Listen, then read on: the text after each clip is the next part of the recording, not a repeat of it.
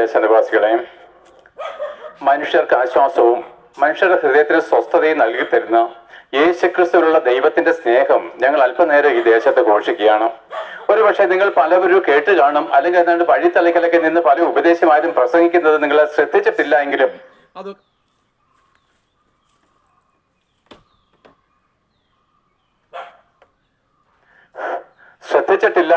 പ്രിയപ്പെട്ടവരെ, നിങ്ങളോടാണ് ഞങ്ങൾ സംസാരിക്കുന്നത്. കാരണം എന്താണെന്നറിയാമോ? ഞങ്ങളൊക്കെയും ഇങ്ങനെ ഈ ഭൂമിയിൽ സ്വസ്ഥതയില്ലാതെ ജീവിച്ച മനുഷ്യരാണ്, സമാധാനമില്ലാതെ ജീവിച്ച മനുഷ്യരാണ്. വീട്ടിലും വഴക്കുണ്ടാക്കി ഞങ്ങൾക്ക് സമാധാനമില്ലെന്ന് മാത്രമല്ല, മറ്റുള്ളവരുടെ സമാധാനം കൂടെ നഷ്ടപ്പെടുത്തുന്നവരായിരുന്നു. പ്രിയപ്പെട്ടവരെ, നിങ്ങൾ ഒരു കാര്യം ചെയ്തിട്ടുണ്ടോ? നമ്മുടെ ഹൃദയത്തിൽ സമാധാനമില്ല എങ്കിൽ നമ്മുടെ കൂടെ ജീവിക്കുന്നവർക്കും എന്താണ് അസ്വസ്ഥത കൊടുക്കുകയാണ്. അപ്പോൾ നോക്കി, നമ്മുടെ ഹൃദയം സമാധാനത്തിലേക്ക് വന്നെങ്കിൽ മാത്രമേ നമ്മുടെ ഭവനത്തിലും സമാധാനം ഉണ്ടാകുകയുള്ളൂ. പലപ്പോഴും നമ്മൾ എന്താണ് പരസ്പരം പഴിചാരുണ്ട്, നീയാണ് ഈ വീടിന്റെ എല്ലാ പ്രശ്നത്തിനും കാരണക്കാരി എന്ന് നമ്മൾ കുറ്റപ്പെടുത്താറുണ്ട്. യഥാർത്ഥമായിട്ടും നിന്റെ ഹൃദയം സമാധാനം കൊണ്ട് നിറഞ്ഞിരുന്നുവെങ്കിൽ നിന്നെ കൂടെ ആ സമാധാന നദി ആ വീട്ടിലെല്ലാം എന്താണ് പാഞ്ഞൊഴുകുമായിരുന്നു. നിന്റെ ഹൃദയത്തിൽ നിന്ന് ഒഴുകി ഇറങ്ങുന്ന ആ സമാധാനത്തിന്റെ നദി നിന്റെ ഭവനം മുഴുവനും സമാധാനം കൊണ്ട് നിറയ്ക്കുമായിരുന്നു. എന്നാൽ നിനക്കോ സമാധാനം കൈക്കൊള്ളുവാൻ ഇന്നവരെ മനസ്സില്ലാഞ്ഞത് കൊണ്ട് നിന്റെ ഭവനം തകർന്നിരിക്കുന്നു. നോക്ക്, പിന്നെ നിന്റെ ഓട്ടവും നിന്റെ അധ്വാനവും എവിടെ ചെന്ന് നിൽക്കുന്നു? നിന്റേതായിരിക്കുന്ന സ്വന്തം സ്വപ്നങ്ങളും നിന്റേതായിരിക്കുന്ന സ്വന്തം ഇഷ്ടങ്ങളും നിന്നെ എവിടെ കൊണ്ടെത്തിച്ചിരിക്കുന്നു? തീർച്ചയായിട്ടും ഓരോ ദിവസം കഴിയുന്നവരും നിന്നെ നിരാശയുടെ കയത്തിലേക്ക് താഴ്ത്തിക്കൊണ്ടിരിക്കുകയാണ്. പ്രിയപ്പെട്ട, നിങ്ങൾ ആഗ്രഹിച്ച എന്തെങ്കിലും ജീവിതത്തിൽ നടന്നിട്ടുണ്ടോ? ഇല്ല, ഒന്നും നടന്നിട്ടില്ല. നിങ്ങൾ ആഗ്രഹിച്ചതുപോലെ ജീവിതം ഇന്നേവരെ മുമ്പോട്ട് കൊണ്ടുപോകാൻ കഴിഞ്ഞിട്ടില്ല, ഒരു മനുഷ്യനും കഴിയത്തില്ല. എന്നാൽ പ്രിയപ്പെട്ട, അപ്പോൾ ദൈവം പറയാണ്, കുഞ്ഞെ, നിന്റെ ആഗ്രഹങ്ങളെല്ലാം മരണ വഴിയാണ്. എന്നാൽ നീ എന്റെ ആഗ്രഹങ്ങളിലേക്കൊന്ന് വരാമോ? ദൈവം നമ്മളോട് പറയാണ്, എനിക്ക് ചില ആഗ്രഹങ്ങൾ നിന്നെ പറ്റിയുണ്ട്. അതെന്താണ്? നിങ്ങൾക്ക് തിന്മയ്ക്കല്ല, നിങ്ങൾക്ക് നന്മയ്ക്കായിട്ട് അത്രയെന്ന് കർത്താവിന്റെ അരുളപ്പാട്. അപ്പോൾ എന്റെ വഴികള് നിങ്ങളുടെ വഴികള് അല്ല, എന്റെ വിചാരങ്ങൾ നിങ്ങളുടെ വിചാരങ്ങളുമല്ല. ആകാശം ഭൂമിക്ക് മീതെ ഉയർന്നിരിക്കുന്ന പോലെ എന്റെ വിചാരങ്ങൾ നിങ്ങളുടെ വിചാരങ്ങളിൽ നിന്നും എന്റെ വഴികൾ നിങ്ങളുടെ വഴികളിൽ നിന്നും ഉയർന്നിരിക്കുന്നു. അപ്പോൾ നോക്കുക, മനുഷ്യന്റെ വഴി അന്വേഷിച്ചാൽ ഇരുവരും എന്താണ് നശിച്ചു പോവുകയാണ്. അനേക കൂട്ടുകാർ നമുക്ക് ബുദ്ധി ഉപദേശിച്ചിട്ടുണ്ട്. ഈ ലോകത്തിലെ ഈ ഭൂമിയിലെ രാഷ്ട്രീയ നേതാക്കന്മാരും മതപുരോഹിതന്മാരും നമുക്ക് ബുദ്ധി ഉപദേശിച്ചിട്ടുണ്ട്. സ്കൂളിലെ ടീച്ചേഴ്സ് ബുദ്ധി ഉപദേശിച്ചിട്ടുണ്ട്. പക്ഷെ അതൊന്നും പ്രിയപ്പെട്ട നമ്മുടെ ജീവിതത്തിൽ പ്രാബല്യത്തിലേക്കോ പ്രായോഗികമായിട്ടോ കൊണ്ടുവരാൻ കഴിഞ്ഞിട്ടില്ല. അഥവാ കൊണ്ടുവരാൻ കഴിയിട്ടുള്ള കാര്യങ്ങൾക്ക് സമാധാനത്തിലേക്ക് കൊണ്ടുവരാനും കഴിഞ്ഞിട്ടില്ല. അപ്പോൾ ദൈവം പറയാണ്, എടാ, നിന്റെ സമാധാനത്തിന്റെ വഴി എന്റെ പുത്രനായിരിക്കുന്ന യേശു ക്രിസ്തുവാണ്. അതെ, നിങ്ങൾക്ക് ആർക്കെങ്കിലും സമാധാനം വേണം എന്ന് ആഗ്രഹിക്കുന്നുണ്ടെങ്കിൽ, പ്രിയപ്പെട്ട സഹോദരിമാരെ, നിങ്ങളുടെ വീട്ടിലെ കുടുംബ തകർച്ചകളില് നിങ്ങളുടെ ജീവിതത്തിൽ ഒരു സ്വസ്ഥത വേണമെന്ന് ആഗ്രഹിക്കുന്നുവെങ്കിൽ, ഇതാ നിനക്ക് വേണ്ടി കഷ്ടമേറ്റ് മരിച്ച ഒരുവനെ ഞങ്ങൾക്ക് പരിചയപ്പെടുത്താം. അവൻ പറയുകയാണ്, അധ്വാനിക്കുന്നവരും ഭാരം ചുമക്കുന്നവരുമായിട്ടുള്ളവരെ, നിങ്ങൾ എല്ലാവരും എന്റെ അടുക്കൽ വരുവീൻ, ഞാൻ നിങ്ങളെ ആശ്വസിപ്പിക്കാം. അപ്പോൾ നോക്കുവിന്, ഒരു മനുഷ്യൻ ആശ്വാസം വേണമെന്ന് ആദ്യം ആഗ്രഹിക്കണം. നിങ്ങൾ പലപ്പോഴും ചെയ്യുന്നുണ്ടോ? എവിടെ ഒരു ആശ്വാസം കിട്ടാനാ? നിങ്ങൾ ഒരാൾ ഇങ്ങനെ പറഞ്ഞിട്ടുണ്ട്, ഒരാളല്ല പലരും പറഞ്ഞിട്ടുണ്ട്, ഒരു ദിവസമെങ്കിലും സമാധാനമായിട്ട് ഉറങ്ങിയിട്ട് അങ്ങ് മരിച്ചാൽ മതിയായിരുന്നു എന്ന് വെച്ച് കഴിഞ്ഞാൽ, ഓർമ്മ വെച്ച നാൾ മുതൽ ഇന്ന് വരെ ഒരു ദിവസം പോലും സമാധാനത്തോടെ ഉറങ്ങുവാൻ കഴിഞ്ഞിട്ടില്ല. എല്ലാം ഭാരങ്ങളാണ്, നാളെ പറ്റിയുള്ള ഭാരങ്ങള്, കടബാധ്യതകള്, കുടുംബ തകർച്ചകള്, രോഗങ്ങള്, ബലഹീനതകള്. പ്രിയപ്പെട്ട, കണ്ണുനീരും നിലവിളിയുമല്ലാതെ പുരുഷന്മാര് പുറമേ കരത്തില്ലെങ്കിലും ഉള്ളം തേങ്ങിയാണ്. ഏകനായിട്ട് ഈ കയറ്റം കയറി വരുന്ന ഓരോ പുരുഷന്മാരും ഉള്ളം തേങ്ങിക്കൊണ്ടാണ് വരുന്നത്. പ്രിയപ്പെട്ട, ഇതെല്ലാം നമ്മുടെ അവസ്ഥയാണ്, അല്ലെന്ന് നിങ്ങൾക്ക് പറയാൻ പറ്റത്തില്ല. കാരണം ഞങ്ങളല്ലേ ഈ അവസ്ഥയെ കൂടെ വന്നവരാ. ഞങ്ങൾ സ്വർഗത്തിൽ നിന്ന് ഇറങ്ങി വന്നവരൊന്നും അല്ല. പ്രിയപ്പെട്ട, നിങ്ങൾ ഒരുവനെ പോലെ, നിങ്ങളെ പോലെ എല്ലാ കഷ്ടങ്ങളും നിന്ദകളും ഏറ്റ് എല്ലാ വേദനകളും ചുമന്ന്, പ്രിയപ്പെട്ട, നിങ്ങളെ പോലെ പാപം ചെയ്ത്, പ്രിയപ്പെട്ട, എല്ലാവരുടെ മുമ്പിൽ നിന്നാപാത്രമായിട്ട് ദുഃഖത്തിന്റെയും കണ്ണുനീരിന്റെയും ദാരിദ്ര്യത്തിന്റെയും അനുഭവത്തിലും പാപത്തിന്റെ അനുഭവത്തിലും കൂടെ കടന്നുപോയ നിങ്ങൾ ഒരു മനുഷ്യനെ പോലെ, അല്ലെങ്കിൽ അതിനേക്കാളും ഏതാണ്ട് മോശമായിരിക്കുന്ന ആൾക്കാരായിരുന്നു ഞങ്ങള്. പക്ഷെ ഇന്ന് ഞങ്ങൾ എന്തുകൊണ്ടാണ് യേശുക്രിസ്തുവിനെ പ്രസംഗിക്കുന്ന അറിയാമോ? എന്റെ പേര് വിജയഗോപാൽ എന്നാ കേട്ടോ. ഞാൻ ഹിന്ദുമത വിശ്വാസത്തിൽ ജനിച്ചവനും ഉപദേശിമാരെ പരിഹസിച്ചവരുമാ. എന്നാൽ യേശുക്രിസ്തുവിനെ അറിഞ്ഞതുകൊണ്ടാണ് സന്തോഷിക്കുന്നത്. അത്ര എന്റെ ഇടയ്ക്കൊന്ന് പറഞ്ഞതേ ഉള്ളൂ. നോക്ക് പിന്നീട്, എന്നാൽ ഇന്ന് ഞങ്ങൾ അനുഭവിക്കുന്ന ഈ സന്തോഷത്തിന് ഒരു ഉത്തരവാദി ഉണ്ട്. അത് ആരെന്നറിയാമോ? 2000 വർഷങ്ങൾക്ക് മുമ്പ് തന്നെ എന്റെ സമാധാനത്തിന്റെ വഴി ദൈവം ഒരുക്കിയിരുന്നു. എന്റെ സമാധാനത്തിന്റെ പാത ദൈവം വെട്ടിയിരുന്നു. പക്ഷെ എന്താണ്, ഞാൻ ആ പാതയിലേക്ക് കയറിയില്ല. കാരണം എന്താണ്? എനിക്ക് സ്വന്തമായിട്ട് പാത ഞാൻ വെട്ടിയവനാ. എനിക്ക് സ്വന്തമായിരിക്കുന്ന ഇഷ്ടങ്ങൾ ഉള്ളത് കൊണ്ട് മറ്റൊരുവന്റെ ഇഷ്ടങ്ങളിലേക്ക് കടന്നു ചെല്ലുവാൻ എനിക്ക് എന്താണ് കഴിയുമായിരുന്നില്ല. എന്നാൽ എന്റെ ഇഷ്ടങ്ങളെല്ലാം ദുഃഖത്തിന്റെയും ആത്മഹത്യയുടെയും മുൻപിലേക്ക് കൊണ്ടുപോയി. എന്നാൽ പ്രിയപ്പെട്ട, ആ ആത്മഹത്യയുടെ മുൻപിൽ വെച്ച് ഞാൻ എന്റെ വഴിയെ വിട്ട്, എന്റെ നാശത്തിന്റെ വഴി വിട്ട് എന്നെ ജീവനിലേക്ക് നയിക്കുന്ന യേശുക്രിസ്തുവിന്റെ ദൈവത്തിന്റെ വഴിയിലേക്ക് ഞാൻ എന്റെ കാലുകളെ തിരിച്ചപ്പോൾ എനിക്ക് സമാധാനം കിട്ടി. പറഞ്ഞു വന്നതിന്റെ കാര്യം നിങ്ങൾക്ക് മനസ്സിലാക്കുമെന്ന് വിചാരിക്കുന്നു. നിങ്ങൾക്ക് ആർക്കെങ്കിലും സമാധാനത്തോട് ഒരു ഒരു രാത്രിയെങ്കിലും ഉറങ്ങണമെങ്കിൽ പ്രിയപ്പെട്ട നിങ്ങൾക്ക് വേണ്ടി ഒരു രാത്രി മുഴുവൻ ഉറങ്ങാതെ നിങ്ങൾക്ക് വേണ്ടി പ്രിയപ്പെട്ട ശരീരത്തിൽ നിങ്ങൾക്ക് പകരക്കാരനായിരിക്കുന്ന സകല കഷ്ടവും സഹിച്ച് നിങ്ങൾക്ക് പകരക്കാരനായിട്ട് മരിച്ച ഒരു യേശു ക്രിസ്തു ഉണ്ട്. അവൻ നിങ്ങളുടെ സമാധാനം. അവനിൽ നിങ്ങൾ ആശ്രയിച്ചിട്ടല്ലാതെ ഈ ഭൂമിയിൽ ഒരു മനുഷ്യനും സമാധാനം കിട്ടുന്നില്ല. പ്രിയപ്പെട്ട നിങ്ങൾ വിചാരിക്കുന്നതോ നമ്മുടെ മന്ത്രിമാരൊക്കെ വലിയ സമാധാനമുള്ളവർ നല്ല. പ്രിയപ്പെട്ട നമുക്ക് എന്തിനെ പറ്റിയുള്ള ഭാരം? ഒരുപക്ഷെ നാളെ ഇന്നാർക്ക് ചില പൈസ കൊടുക്കാണ്ട് അതെങ്ങനെ കൊടുക്കും, അല്ലെങ്കിൽ കുഞ്ഞിനെ നാളെ ഇന്ന കാര്യങ്ങളുണ്ട്, ഇതൊക്കെയല്ലേ ഉള്ളൂ നമ്മുടെ ഭാരങ്ങള്. പക്ഷെ നോക്കിയാൽ നമ്മുടെ പ്രധാനമന്ത്രിയുടെ ഭാരം എന്താണ്? പ്രിയപ്പെട്ട എന്തുമാത്രം ഭാരങ്ങളാ മനുഷ്യൻ ചുമക്കുന്നത്. അദ്ദേഹത്തിന് എന്തെങ്കിലും നേട്ടമുണ്ടോ? ഒരു നേട്ടവുമില്ല. അവസാനം ഒന്നുമില്ലാത്തവനും ഏതുമില്ലാത്തവനോട് അദ്ദേഹം മരിക്കും. നമ്മുടെ പിണറായി വിജയനോ അത്രയേ ഉള്ളൂ. താൻ എന്താണ് അധികാരത്തിന് വേണ്ടി കഷ്ടം സഹിക്കുകയാണ്. എന്തൊക്കെ കാര്യങ്ങൾ കൂടെ കടന്നു പോകുന്നത്. എത്ര പേരുടെ ഉത്തരം പറയണം? ഞാൻ അവരെ വ്യക്തിപരമായിട്ട് പറയില്ല, നിങ്ങളൊന്ന് ചിന്തിക്കണം. പക്ഷെ പ്രിയപ്പെട്ടവരെ, അവർക്ക് നമ്മളെ പോലും സ്വസ്ഥതയില്ല. ഉറക്കമുണ്ടോ എന്ന് ആർക്കറിയാം? ഇനി വമ്പൻ ബിസിനസ്സുകാരെ നോക്കിക്കേ പ്രിയപ്പെട്ടവരെ. രാവിലെ മദ്രാസിൽ നിന്ന് എന്താണ് അവരെ ചായ കുടിക്കുന്നു, ഉച്ചയ്ക്ക് ഡൽഹി പോകുന്നു, വൈകിട്ട് ദുബായി പോകുന്നു. അങ്ങനെ പറന്നു നടക്കുന്ന വലിയ വലിയ സമ്പന്നന്മാരായിരിക്കുന്ന വലിയ എന്താണ് ബിസിനസ് സാമ്രാട്ടുമാരുണ്ട് എന്ന് നോക്കിയ പ്രിയപ്പെട്ടവരെ, അവർക്ക് ഒരു ദിവസം ഇരിക്കാൻ സമയമില്ല. കുഞ്ഞുങ്ങളുടെ മുഖം ഒന്ന് കാണാൻ സമയമില്ല. അവർക്ക് സമാധാനത്തോട് ഉറങ്ങുവാനും കഴിയത്തില്ല. അവർക്ക് എന്തിനെ പണം? എനിക്കറിയത്തില്ല, അവർക്കും അറിയത്തില്ല. പ്രിയപ്പെട്ടവരെ, അവർക്ക് എന്താണ് രോഗങ്ങളും വിശ്രമമില്ലാത്തതിന്റെ ശരീരം തളർന്നു വഴി കഴിക്കാൻ പോലും ഒന്നും നോക്കത്തില്ല. അവർക്ക് ഇഷ്ടം പോലെ ഉണ്ട്, പക്ഷെ കഴിപ്പാൻ പോലും കഴിയത്തില്ല. രാവിലെ ഒരു വന്നാൽ ഒരു ഇഡലിയോ, ഉച്ചയ്ക്ക് എന്താണ് ഒരു പിടി ചോറ് പലർക്കും കഴിക്കത്തില്ല, ഷുഗറാണ്.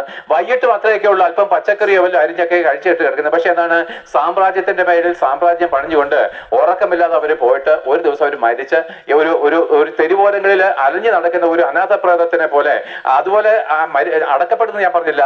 അത്രയേ ഉള്ളൂ ഇവന്റെ മരണം. ദൈവത്തിന് മുമ്പിൽ അവന്റെ മരണവും ഇവന്റെ മരണവും ദൈവത്തിന് മുമ്പിൽ ഒരുപോലെ ഉള്ളൂ. ഞാൻ ഇത്രയും പറഞ്ഞത് അവിടെ നിർത്തിയാണ്. എന്താണ് നിസ്സാരത്തെ നിങ്ങൾ അറിയണം. ഈ ലോകത്തിന് വേണ്ടി ഓടുന്നതിനേക്കാൾ ഉപരി നമുക്ക് വേണ്ടി മരിച്ചവനെ സ്നേഹിക്കുന്നതാണ് ബുദ്ധിമാന്റെ ലക്ഷണം. ആകിയാൽ നോക്ക് പ്രിയപ്പെട്ട, ഞാൻ പറഞ്ഞു വരുന്നത് നിങ്ങളുടെ ഹൃദയത്തിന് സമാധാനം വരണമെങ്കിൽ ഞാൻ ഒരു കാഴ്ച കാണിച്ചു തരാം. നിങ്ങളുടെ കണ്ണുകൾ അങ്ങോട്ടൊന്ന് തിരിച്ചാല്, അങ്ങോട്ടൊന്ന് നോക്കിയാല് അവിടെ നിങ്ങൾക്ക് സമാധാനത്തിന്റെ നദി 2000 വർഷം മുമ്പ് തുറന്നു വിട്ടതാകട്ടോ. നിന്റെ ഹൃദയത്തിലേക്ക് അത് ഇതേവരെ പ്രവേശിക്കാതിന്റെ കാരണം നിന്റെ ഹൃദയം നീ അടച്ചു വെച്ചതാ. അതായത് 2000 വർഷങ്ങൾക്ക് മുമ്പ് നിന്റെ ഹൃദയത്തിലേക്ക് നിന്റെ സമാധാനത്തിന്റെ ആ നദി ദൈവം സ്വർഗത്തിൽ നിന്ന് ഒഴുക്കി വിട്ടതാണ്, തുറന്നു വിട്ടതാണ്. എന്നാൽ 2000 വർഷങ്ങൾക്ക് ഇപ്പുറവും നീ അസ്വസ്ഥനായിട്ട് സമാധാനമില്ലാതെ ജീവിക്കുന്നതിന്റെ അർത്ഥം ആ നദി, സമാധാനത്തിന്റെ നദി നിന്റെ ഹൃദയത്തിലേക്ക് പ്രവേശിപ്പാൻ കഴിയാത്തവണ്ണം നീ നിന്റെ ഹൃദയം അടച്ചു വെച്ചിരിക്കുകയാണ്. അതുകൊണ്ട് യേശു ക്രിസ്തു പറഞ്ഞു, ഞാൻ എല്ലാവരുടെയും ഹൃദയത്തിൽ മുട്ടുക. പ്രിയപ്പെട്ട, ഈ പ്രസംഗം നിങ്ങളുടെ ഓരോരുത്തരുടെയും ഹൃദയത്തെ മുട്ടുക. അയ്യോ, നിന്റെ സമാധാനം ഞാനാകുന്നു, നിന്റെ സമാധാനം ഞാനാകുന്നു. നിന്റെ വാതിലും തുറക്കാമോ? ഞാൻ നിന്റെ ഹൃദയത്തിലേക്ക് ഒന്ന് കടന്നു വന്നാൽ നീ സമാധാനം കൊണ്ടെന്ന് പറയും. അപ്പോൾ നമ്മൾ പറയും, ഒരു കാരണവും ഒക്കത്തില്ല, നീ ഞങ്ങളുടെ ആരുമില്ല, നിന്നെ ഞങ്ങൾക്ക് വേണ്ട എന്ന് പറയും. നമ്മൾ ഇത്രയും നാളും അടച്ചു കളഞ്ഞു. ഇനിയും വേണ്ട പ്രിയപ്പെട്ടവരെ, ഇനിയും വേണ്ട പ്രിയപ്പെട്ടവരെ. കാരണം കർത്താവ് നാണമില്ലാത്തവനാ നിങ്ങളുടെ മുമ്പില്. കാരണം എന്താണ്? അല്ലെങ്കിൽ പിന്നെ ഞങ്ങളെ ഈ സുവിശേഷമായിട്ട് അയക്കുമോ? പലവട്ടം തള്ളിക്കളഞ്ഞിടത്തേക്ക് വീണ്ടും ഞങ്ങളെ അവനെ അയക്കുന്നുണ്ടെന്നറിയുമോ? കർത്താവിന് നമ്മളെ സ്നേഹിച്ച് കൊതി തീരുന്നില്ല. കർത്താവിന് നമ്മളോടുള്ള കരുണ എന്താണ്? പറ്റിപ്പോകുന്നില്ല. അതുകൊണ്ട് പിന്നെയും സുവിശേഷകന്മാര് വന്ന് പറയുമ്പോൾ കർത്താവാണ് നിങ്ങളോട് പറയുന്നത്, കുഞ്ഞെ എങ്കിലേക്ക് വാ, കുഞ്ഞെ എന്റെ അടുക്കലേക്ക് വാ, കുഞ്ഞെ എന്റെ അടുക്കലേക്ക് വന്നവർക്ക് ഞാൻ നിത്യമായിരിക്കുന്ന സമാധാനം തരാം. അവന്റെ അടുക്കൽ ചെന്നിട്ടില്ലാതെ എങ്ങനെ കിട്ടുന്നത്? അവന്റെ വചനം പറയുന്നു, അവനെ വിളിച്ചപേക്ഷിക്കുന്ന ഏവനും രക്ഷിക്കപ്പെടും. ആകിയാൽ പ്രിയപ്പെട്ടവരെ, നിങ്ങളുടെ സമാധാനത്തിന്റെ വഴി തുറന്നത്, സമാധാനത്തിന്റെ നദിയുടെ ഉറവ തുറന്നത് 2000 വർഷങ്ങൾക്ക് മുമ്പ് ഭൂമിയുടെ മധ്യഭാഗമായിരിക്കുന്ന യെരുശലേമിലെ ആ ഗോൽഗോഥ മലമുകളില് 2 കള്ളന്മാരുടെ മധ്യേ 3 ആണിമേൽ നട്ടുച്ചുവയിലൂരും തൂങ്ങിക്കിടക്കുന്ന കണ്ടുപോ. അവന്റെ വിലാപ്പുറം, അവന്റെ നെഞ്ചും കൂടെ അവർ കുന്തം കൊണ്ട് എന്താണ് കുത്തിക്കീറിയപ്പോഴ് അവിടെ നിന്നാണ് നിന്റെ സമാധാനത്തിന്റെ നദി ആരംഭിക്കുന്നത്. അതേ പ്രിയപ്പെട്ടവരെ, അവന്റെ നെഞ്ചത്ത് അവരെന്താണ് കുന്തം കൊണ്ട് കുത്തുമ്പോഴ് രക്തവും വെള്ളവും പുറത്തു വന്നെന്ന് എഴുതിയിരിക്കുന്ന വണ്ണം ആ രക്തവും വെള്ളവുമാണ് നിന്റെ സമാധാനത്തിന്റെ നദിയുടെ ഉത്ഭവം. ആ നദി അവിടുന്ന് ഒഴുകി ഇതാ ഇവിടെ ഈ ഭാഗത്ത് പ്രിയപ്പെട്ടവരെ, ഈ എന്നെ കേൾക്കുന്ന നിന്റെ വീടിന്റെ വാതുക്കൾ വന്ന് നിൽക്കാൻ തുടങ്ങിയിട്ട് 2000 വർഷമായി. പക്ഷെ നിനക്ക് വേണ്ട. പക്ഷെ പ്രിയപ്പെട്ട, എന്നിട്ടും കർത്താവ് പറഞ്ഞ പോലെ ഞാൻ മാത്രമേ ഉള്ളൂ നിന്നെ രക്ഷിക്കാൻ. അതുകൊണ്ട് ഞാൻ പിന്നെയും നിന്റെ അടുക്കൽ വരുന്ന മറ്റാരുമില്ല പോനെ, മറ്റാരുമില്ലടാ നിന്നെ രക്ഷിക്കാൻ. അതുകൊണ്ടാണ് നീ നിന്ദിച്ചിട്ടും പരിഹസിച്ചിട്ടും എന്ന് വെച്ച് കഴിഞ്ഞാൽ നീ എന്നെ പരിഹസിച്ചില്ല എന്നാണ് നീ പറഞ്ഞെങ്കിലും എന്റെ ദാസന്മാരെ പരിഹസിക്കുന്നത് എന്നോടുള്ള പരിഹാസമാണ്. എന്റെ ദാസന്മാരെ വെറുക്കുന്നത് എന്നോടുള്ള വെറുപ്പാണ്. അനന്തരഫലം നീ സമാധാനമില്ലാത്തവനായിട്ട് നിരാശയിൽ നിന്ന് നിരാശയിലേക്ക് താണു പോവുകയാണ്. ആ അഗാധ കോപത്തിൽ നിന്നെ വീണ്ടെടുക്കുവാൻ ഞാൻ സ്വർഗത്തിൽ നിന്ന് ഇറങ്ങി വന്നു. അതേ പ്രിയപ്പെട്ട, താഴ്ചയിൽ നരകാഗ്നിയിലേക്ക് ഒഴുകിപ്പോയ നമ്മളെ ഈ കുഴിയിൽ നിന്ന് വീണ്ടെടുക്കുവാന് ഞാൻ സ്വർഗത്തിലെ ഉയർച്ചയിൽ നിന്ന് താഴേക്ക് ഒരു മനുഷ്യനായിട്ട് ഇറങ്ങി വന്ന് നിന്നെ എന്റെ വലങ്കരയിൽ എടുത്ത് ഞാൻ സ്വർഗത്തിലേക്ക് കരയിൽ പോകാൻ വേണ്ടി വെയിറ്റ് ചെയ്യാണ്. എന്റെ കരങ്ങളിലേക്ക് ഒന്ന് പിടിച്ചാൽ മതി. അവൻ പറയുന്നു, ഇതാ ഇടപെടാതെ ഞാൻ എന്റെ കരകൾ നീട്ടുകയാണ്. ഇതാ ഇവിടെ ഇവിടെ എന്ന് പറഞ്ഞുകൊണ്ട് അവന്റെ കരം നിരന്തരമായിട്ട് നീട്ടിക്കൊണ്ടിരിക്കുകയാണ്. ആ കരങ്ങളിൽ നിന്ന് പിടിക്ക് പ്രിയപ്പെട്ടവരെ, അവൻ നമ്മുടെ സമാധാനം. പ്രിയപ്പെട്ടവരെ, ഈ ഭൂമി മുഴുവൻ കഷ്ടം കൊണ്ട് നിറയുവാൻ കാരണം എന്താണെന്നറിയാമോ? നമ്മുടെ എല്ലാവരുമായിരിക്കുന്ന പാപത്തിന്റെ അനുഭവത്തിന്റെ കാര്യം എന്തെന്നറിയാമോ? പ്രിയപ്പെട്ടവരെ, നമ്മൾ യേശുക്രിസ്തുവിന്റെ പ്രസക്തി എന്താണെന്ന് നിങ്ങൾക്കറിയാമോ? അതായത് ഞാൻ നിങ്ങൾ ഒരു കാര്യം കൂടെ പറഞ്ഞ് പെട്ടെന്ന് ഈ പ്രസംഗം നിർത്താം. നമ്മുടെ ചരിത്രത്തെ പറ്റി, നിങ്ങളുടെ മനുഷ്യന്റെ ചരിത്രവും ഉത്ഭവവും നിങ്ങൾ അറിയണം. പ്രിയപ്പെട്ടവരെ, 6000 വർഷത്തെ ചരിത്രം മാത്രമേ ഭൂമിയിൽ മനുഷ്യനായിട്ടുള്ളൂ. 6000 വർഷങ്ങൾക്ക് മുമ്പ് ദൈവം ഒരു മനുഷ്യനെ മാത്രമേ സൃഷ്ടിച്ചുള്ളൂ, രണ്ടാമതൊരാളെ സൃഷ്ടിച്ചിട്ടില്ല. ആ മനുഷ്യൻ ആദം എന്ന് പേരിട്ടു. അവൻ പാപം ചെയ്ത് ദൈവത്തെ തള്ളിക്കളഞ്ഞു. ആദമിന് തന്നെ കൊടുത്ത ഭാര്യയിൽ നിന്ന് ആ സാത്താന്റെ സന്തതിയായിട്ട് രൂപാന്തരം ചെയ്യപ്പെട്ട, പാപം ചെയ്ത് ദൈവത്തെ ഉപേക്ഷിച്ച് സാത്താന്റെ സന്തതിയായിട്ട് തീർന്ന ഒരേ ഒരു പുരുഷന്റെ രക്തത്തിൽ നിന്നാണ് നമ്മളെല്ലാവരും ജനിച്ചത്. എന്റെ അപ്പൻ തന്നെയാണ് നിങ്ങളുടെ അപ്പൻ, നിങ്ങളുടെ അപ്പൻ തന്നെയാണ് എന്റെ അപ്പൻ. എങ്ങനെ?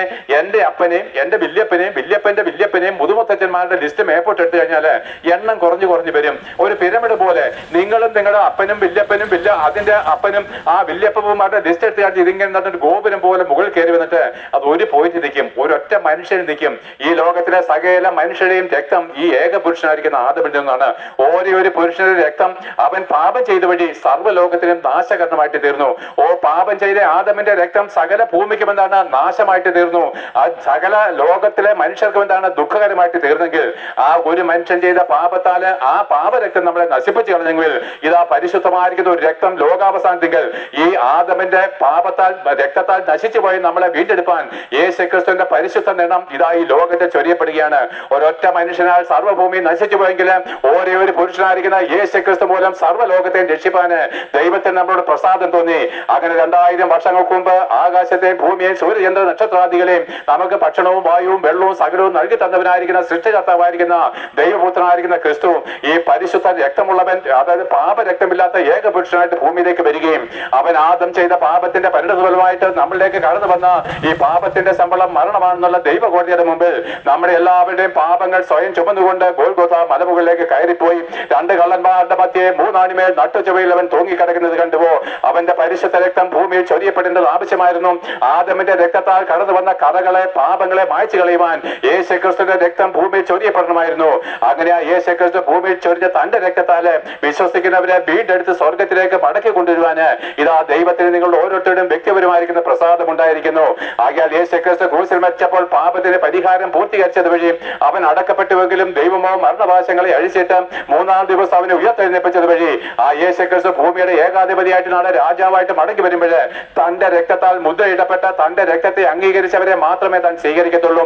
തന്റെ രക്തത്തെ തള്ളിക്കളഞ്ഞ ഒരാൾക്ക് പോലും എന്താണ് സ്വർഗീയ പ്രവേശനം സാധ്യമല്ലാത്തത് കൊണ്ട് അവന്റെ വിശുദ്ധ രക്തം നിങ്ങളുടെ മേൽ ആകേണ്ടതിന് പ്രിയപ്പെട്ട അവൻ സകല ജാതികളോടും പറഞ്ഞ ഒരു കാര്യമുണ്ട്, മാനസാന്തരപ്പെടണം. അതേ പ്രിയപ്പെട്ടത് യേശുക്രിസ്തു മഹാരാജാവായിട്ട് മടങ്ങി വരുമ്പോൾ അവൻ സകല മനുഷ്യരോടും പള്ളിയിലച്ചനും തിരുമേനിയും പോപ്പും ഉൾപ്പെട്ട സകല മനുഷ്യരോടും സകല പാപികളോടും ദൈവം കൽപ്പിക്കുകയാണ്, മാനസാന്തരപ്പെടണം. നിന്റെ രക്ഷയ്ക്ക് വേണ്ടിയാണ് സുവിശേഷം അറിയിക്കുന്നത്, നിന്റെ രക്ഷയ്ക്ക് വേണ്ടിയിട്ടാണ് സുവിശേഷം അറിയിക്കുന്നത്, നിന്റെ മക്കളുടെ നന്മയ്ക്ക് വേണ്ടിയിട്ടാണ് സുവിശേഷം അറിയിക്കുന്നത്. ഇത് മതപരിവർത്തനം പറഞ്ഞ് തള്ളിക്കളയാൻ പറ്റും. പ്രിയപ്പെട്ട ഒരു മതത്തിലും ദൈവമില്ല, ക്രിസ്ത്യ മതത്തിൽ അശേഷമില്ല. നിന്റെ പാപമോചനം യേശുക്രിസ്തുവിന്റെ രക്തത്താലാണ്. അതുകൊണ്ട് പ്രിയപ്പെട്ട മാനസാന്തരപ്പെടണം ദൈവം കൽപ്പിക്കുന്നു. നിനക്ക് വേണ്ടി തന്റെ പുത്രനെ യാഗം കഴിച്ചത് വഴി അവനെന്താണ്? എന്റെ കുഞ്ഞുങ്ങളെ എന്റെ പുത്രന്റെ അടുക്കലേക്കൊന്ന് മാനസാന്തരപ്പെട്ട് വരണേ എന്നാൽ യാചിക്കുകയല്ല, നീ മാനസാന്തരപ്പെടാനുള്ള ദൈവത്തിന്റെ അധികാരമുള്ള കൽപ്പന അവിടുത്തെ ദാസന്മാരുടെ നാവിൽ കൊടുന്ന അധികാരത്തോടെ ദേശത്ത് ഘോഷിക്കുകയാണ്. എന്താണ് മാനസാന്തരം? കള്ളുകുടി നിർത്തുന്നു മാനസാന്തരമല്ല. ഇന്നേ വരെ പാപമോചനം നൽകി തരുവാൻ കഴിയാത്ത, ഹൃദയത്തിന് സമാധാനം നൽകി തരുവാൻ കഴിയാത്ത നിന്റെ പിതൃപാരമ്പര്യങ്ങളും അത്യവിധമായിരിക്കുന്ന ആചാരങ്ങളും അനുഷ്ഠാനങ്ങളും മതഭക്തിയും പാരമ്പര്യങ്ങളും പൗരോഹിത്യ ശുശ്രൂഷകളും എല്ലാം തള്ളിക്കളഞ്ഞ് നിന്നെ സ്നേഹിച്ച് നിനക്ക് വേണ്ടി ക്രൂശിൽ മരിച്ച കർത്താവായിരിക്കുന്ന യേശുക്രിസ്തുവിനെ ഏകരക്ഷകനും ഏക കർത്താവുമായിട്ട് അംഗീകരിച്ച് അവനെ മാത്രമേ ആരാധിക്കാവൂ എന്നുള്ള ദൈവ നിയമത്തിലേക്ക് വരുന്നതാണ് മാനസാന്തരം. അവൻ മാത്രം ആരാധനയ്ക്ക് യോഗ്യൻ, അവൻ മാത്രം നിന്റെ ഏകരക്ഷകൻ. അല്ലാതെ ആരും നിനക്ക് വേണ്ടി മരിച്ചിട്ടില്ല, ആരും നിന്റെ പാപമോചകനായിട്ട് വന്നിട്ടുമില്ല. അവനല്ലാതെ ആരാധനയ്ക്കായിട്ട് മറ്റൊരുണ്ടെങ്കിൽ നിങ്ങൾ പ്രിയപ്പെട്ട നാശത്തിന്റെ വഴിയിലാണ്. എന്നാൽ അങ്ങനെ മാനസാന്തരപ്പെട്ടതിന് ശേഷം നിങ്ങൾ യേശുക്രിസ്തുവോട് ചേരുവാൻ പാപമോചനത്തിനായിട്ട് സ്നാനമേൽക്കണം. ആ സ്നാനത്താലത്രേ പാപമോചനം. അപ്പോൾ ദൈവം തന്റെ പരിശുദ്ധാത്മാവിനെ നമുക്ക് തരും. യേശുക്രിസ്തുവിലുണ്ടായിരുന്ന എന്നേക്കും ജീവിക്കുന്ന ദൈവത്തിന്റെ ആത്മാവ് നീ കള്ളുകുടിനായിരിക്കും നിന്റെ ഉള്ളത്തിൽ തരാമെന്ന്. ഇതൊരു അത്ഭുതമല്ലേ പ്രിയപ്പെട്ടത്? അയ്യോ, ദരിദ്രനായിരിക്കും നീ 2 നില വീട് വെച്ചതല്ല അത്ഭുതം. കള്ളുകുടിയനും പാപിയുമായിരിക്കുന്ന നമ്മുടെ ഉള്ളത്തിലേക്ക് സർവ്വശക്തിയുള്ളതും പരിശുദ്ധനുമായിരിക്കും ദൈവം താണു വന്ന് ഇറങ്ങുന്നതിനേക്കാളും വലിയ അത്ഭുതം ലോകത്തിലുണ്ടോ? പ്രിയപ്പെട്ട എന്റെ ജീവിതത്തിലെ വലിയ അത്ഭുതം ഇതാണ്. എന്റെ ഹൃദയ സിംഹാസനത്തിൽ ഞാൻ ഏകാധിപതിയായിട്ട് വാണിരുന്നു. ഞാൻ മഹാചക്രവർത്തി പദത്തിൽ ഇരുന്നു. അതേ അധികാരവും ചെങ്കോലും കൊണ്ട് ഞാൻ എന്റെ ഹൃദയത്തിൽ വാണു. എന്നാൽ ഒരു ദിവസം ഞാൻ ഹൃദയത്തിൽ നിന്ന് എന്നെ തന്നെ താഴ്ത്തി ഇറക്കി നിർത്തി എന്നെ തന്നെ എന്താണ് നികൃഷ്ടനായിട്ട് ഞാൻ എന്റെ സിംഹാസനത്തിൽ ഇറങ്ങിക്കൊടുത്തിട്ട് ഈ ദൈവപുത്രനായിരിക്കുന്ന യേശുക്രിസ്തുവിനെ എന്റെ ഹൃദയ സിംഹാസനത്തിൽ ഇരിപ്പാൻ ഞാൻ അനുവദിച്ച് പ്രിയപ്പെട്ടെ. അതുകൊണ്ട് ഞാൻ ഭാഗ്യവാനാണ്, അതുകൊണ്ട് ഞാൻ ശക്തനാണ്, അതുകൊണ്ട് ഞാൻ ധൈര്യവാനാണ്, അതുകൊണ്ട് പ്രത്യാശയും സമാധാനമുള്ളവനായിട്ട് ഞാൻ ജീവിക്കുന്നു. ആകിയാൽ നോക്ക് പ്രിയപ്പെട്ടെ, നിങ്ങൾ ആരെങ്കിലും മാനസാന്തരപ്പെടുവാൻ ബാക്കിയുണ്ടെങ്കിൽ നിങ്ങളോട് പറയുന്നു, മാനസാന്തരപ്പെട്ടുകൊള്ളുവിന്. അതേ യേശുക്രിസ്തു മടങ്ങി വരുവാനുള്ള സമയമായിരിക്കാലും ആ മാനസാന്തരപ്പെടുന്ന വ്യക്തികൾക്കല്ലാതെ രക്ഷയില്ലാത്തത് കൊണ്ടും മറ്റുള്ളവരെ എല്ലാവരും നരകത്തിലേക്ക് തള്ളിക്കളയുവാൻ അധികാരമുള്ളത് കൊണ്ടും ഇന്നത്തെ ഭാവം ഉന്നത ഭാവങ്ങളെ താട്ടി ഇന്നത്തെ ദിവസം ഇന്നാകുന്നു രക്ഷാ ദിവസം, ഇതാകുന്നു സുപ്രസാദ കാലം. അതേ പ്രിയപ്പെട്ട സ്നാനമേറ്റ ആത്മാവിനെ പ്രാപിച്ച് വിശുദ്ധിയോടെ ജീവിച്ചോണം കേട്ടോ. സ്നാനമേറ്റിട്ട് തോന്നിവാസം ജീവിക്കുന്ന ഒരു നരകത്തിലാണ് വന്നത്. വിവാഹ നിശ്ചയം ചെയ്യപ്പെട്ട ഒരു പെൺകുട്ടി തന്റെ പ്രിയന് വേണ്ടി വിശുദ്ധിയോടെ കാത്തിരിക്കുന്ന പോലെ ഇതും സ്വർഗത്തിൽ ആ പുത്രന്റെ മണവാട്ടിയാകുള്ള ഒരു വിവാഹ നിശ്ചയമാണ് ഈ സ്നാനം. എന്നിട്ടോ ഈ ലോകത്തിലെ കളങ്കങ്ങൾ ഏക്കാതെ കർത്താവിന്റെ വിശുദ്ധിക്ക് വേണ്ടി കാത്തിരിക്കുന്നുവെങ്കിൽ അവൻ നമ്മളെ പുതിയ സൃഷ്ടിയാക്കിയിട്ട് സ്വർഗത്തിലേക്ക് തന്റെ പുത്രനോട് എന്നേക്കും ജീവിക്കും. ഈ വചനത്താൽ ദൈവം നിങ്ങളെ അനുഗ്രഹിക്കുമാറാകട്ടെ. Thank you.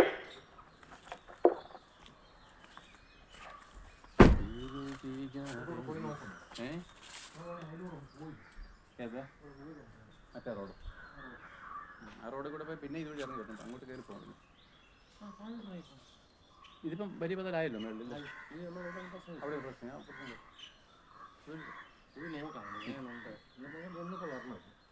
ഒരു